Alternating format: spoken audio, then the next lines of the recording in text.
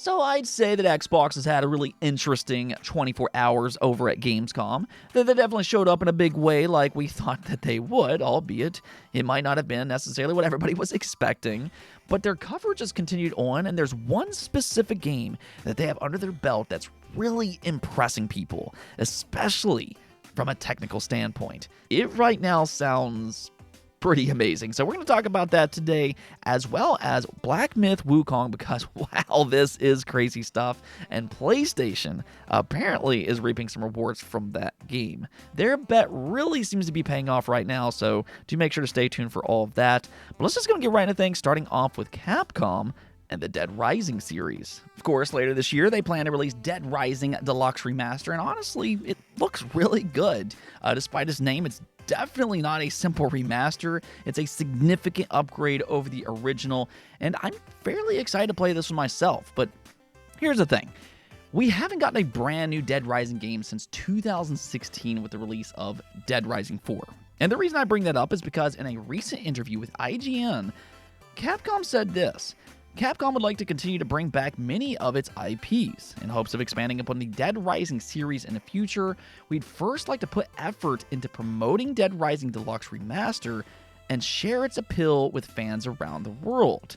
So the way this reads, it kind of sounds like this is their idea to maybe reboot the series.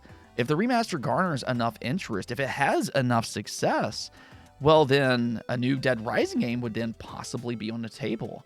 I mean, at the bare minimum here, it sounds like they're already considering a future title. So, hey, this is fantastic news for the Dead Rising series.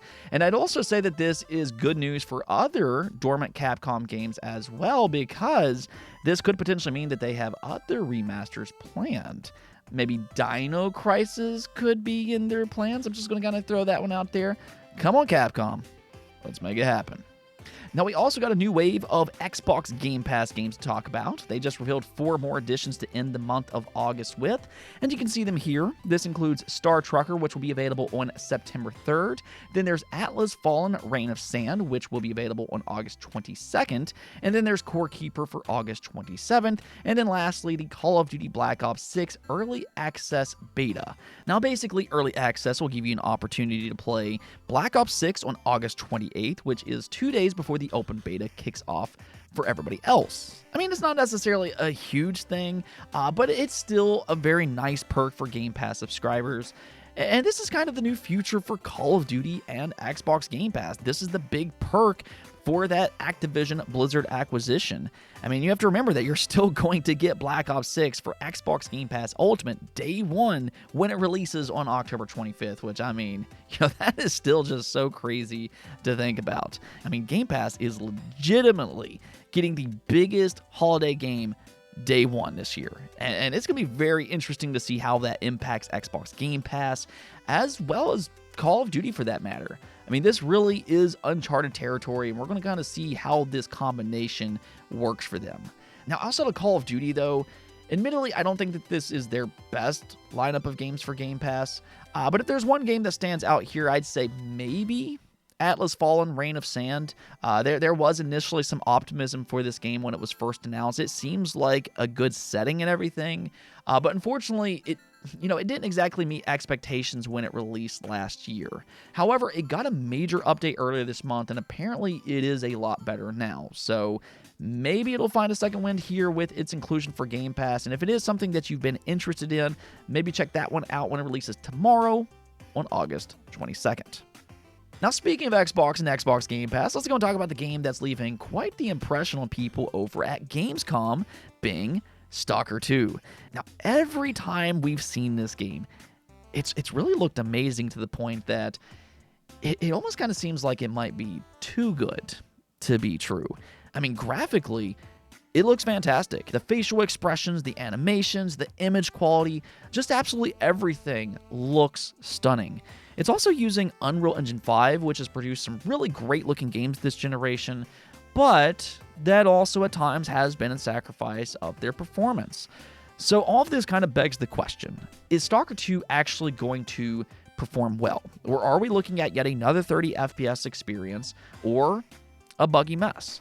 Well, according to John Linneman over at Digital Foundry, he got a chance to play it, and he said Played Stalker 2 on an actual Xbox Series X. It's shaping up very well technically. I'm impressed. Surprisingly, great image quality too. He then clarified that it is a 60 FPS experience, and that's the only mode that it has to offer. So, I mean, there you go. Being a part of Digital Foundry, I'd say that he kind of knows his stuff. And the fact that this game has impressed him, I really just think that that makes the launch for Stalker 2 just that much more exciting.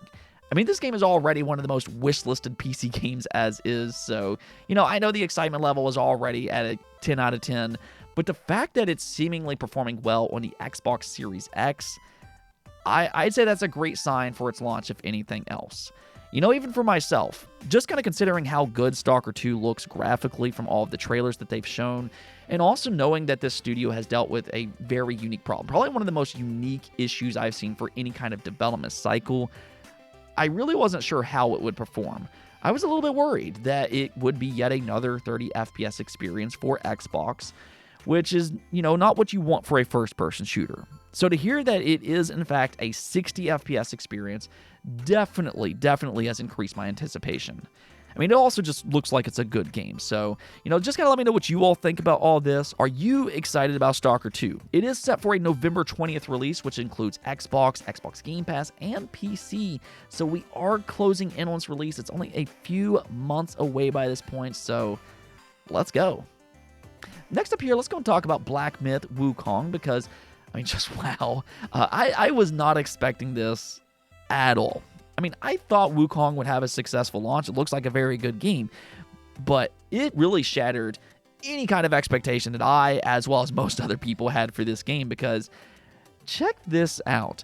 Wukong absolutely exploded on Steam as soon as it launched.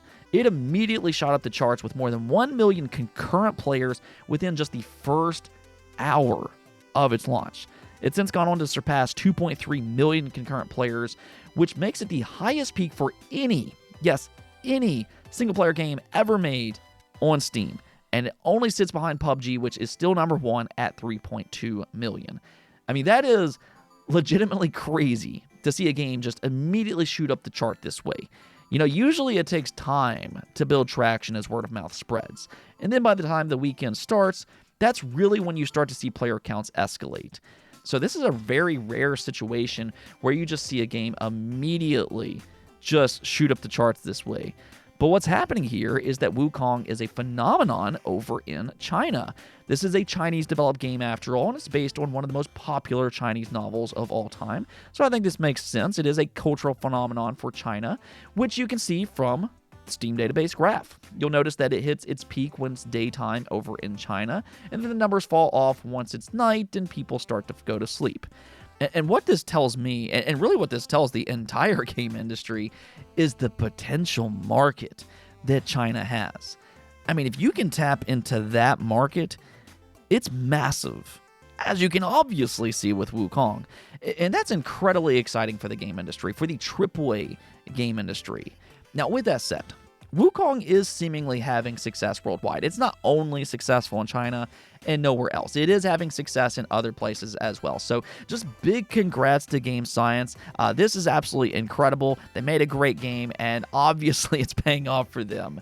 For that matter, there's also been reports that the PS5 has gotten a boost over in China because of Wukong. And I have to really give Sony a shout out here as well, because I think Sony has been doing a good job over there. They've been investing in that region for a long time with their China Hero project, and that's yielded them some big-time exclusives.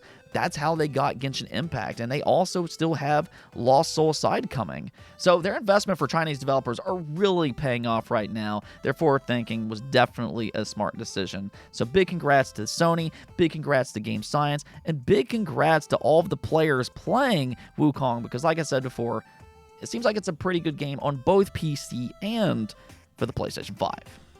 Now, before I go, let's go take a look at the poll that I posted last night. I asked you all, what letter grade would you give Gamescom 2024? And as you can see here, the majority of you gave it a C, which is actually what I gave it as well. I gave it a C- because I felt like it was just your typical Jeff Keighley showcase, and what that means is that there's an occasional good announcement, but there's also a lot of fluff in between those announcements. In my opinion, the big problem with his showcases is that they have pacing problems, and they're far too long for what they are. If he would trim them down by a good 30 minutes, I really believe that his showcases would be much better for it. And it does seem like a lot of you all agree with that as well. But I will also say a combined 27% of you did vote for a B or an A.